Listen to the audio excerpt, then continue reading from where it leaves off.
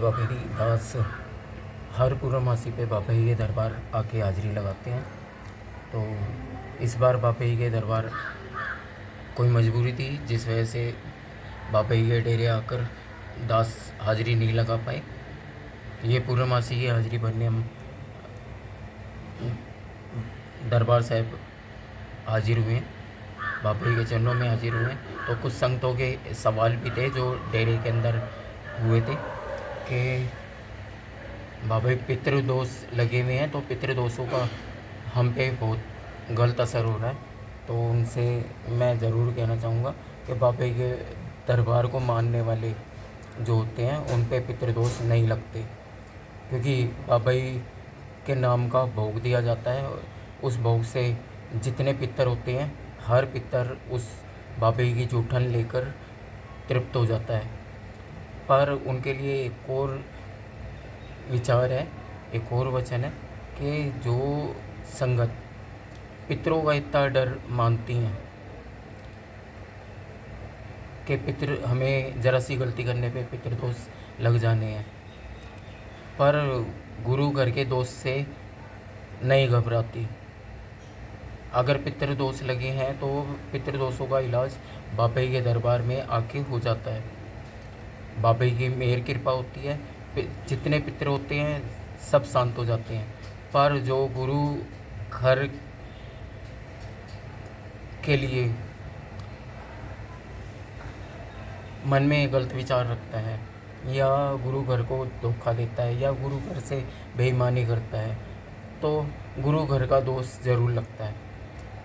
पितृदोष से तो बाबा ही बचा सकते हैं, पर गुरु घर के दोष से तो परमात्मा भी नहीं बचा सकता, क्योंकि हर बंधनों का परमात्मा की जो काट है, अगर परमात्मा ने कोई रोक रुकावट डाली है तो उसकी काट करने के लिए परमात्मा ने गुरु को धरती पे भेजा हुआ है। जो गुरु होते हैं वो परमात्मा के बंधनों का खंडन कर सकते हैं, पर परमात्मा के बंधनों का खंडन सिर्फ गुरु कर सकता है।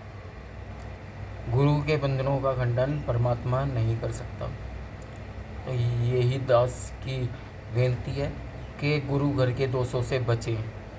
जो गुरु घर को दोष देता है या गुरु घर से बेईमानी करता है, गुरु घर से को धोखा देता है, या गुरु घर के अंदर आकर हम जिसको मन से गुरु मानते हैं और हम उसे धोखा दे रहे हैं, उसके मन को दुखा रहे हैं, तो गुरु कभी किसी को बद्दुआ नहीं देता, गुरु किसी का बुरा नहीं चाहता, गुरु किसी के लिए गलत नहीं सोचता। पर गुरु के जो गुण हैं, गुरु के जो कर्म हैं, वो ज़रूर दंड देते हैं। तो ये गुरु दोष लगता है, गुरु दोष का कोई उपाय नहीं हो पाता। तो घर के दोषों से बचना चाहिए। यही विनती है कि दरबार में बाबा जी के चरणों से जुड़ा रहना चाहिए और हर बात की माफ़ियाँ बख्शवानी चाहिए, अपनी भूलों की माफ़ियाँ बख्शवानी चाहिए, जिससे गुरु घर का दोष ना लगे। हम बाबा जी के दरबार पे हाजिर होते हैं, बाबा जी हम खुद कहते हैं हमसे गलतियाँ होती हैं और हम गलतियों की माफ़ी मांगने दरबार तक आते हैं। तो हम बाबा जी के दरबार तक जब माफ़ी मांगने आते हैं, हम बाबा जी ने हमें अपने चरणों में स्थान दे रखा है।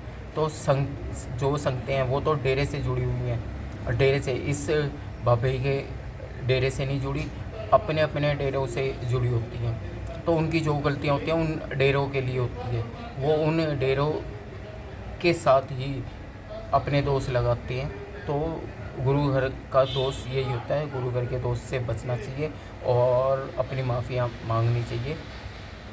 बाबा जी बड़े दयावान हैं, बड़े दयालु हैं, कभी किसी के ऊपर नाराज़ नहीं होते, किसी को दुख नहीं देते। जो एक बार सच्चे मन से पुकारता है उनकी पुकार ज़रूर सुनते हैं। तो बाबा जी के दरबार से धोखा नहीं करना चाहिए, बाबा जी के दरबार पे विश्वास रखना चाहिए। जय बाबा जी।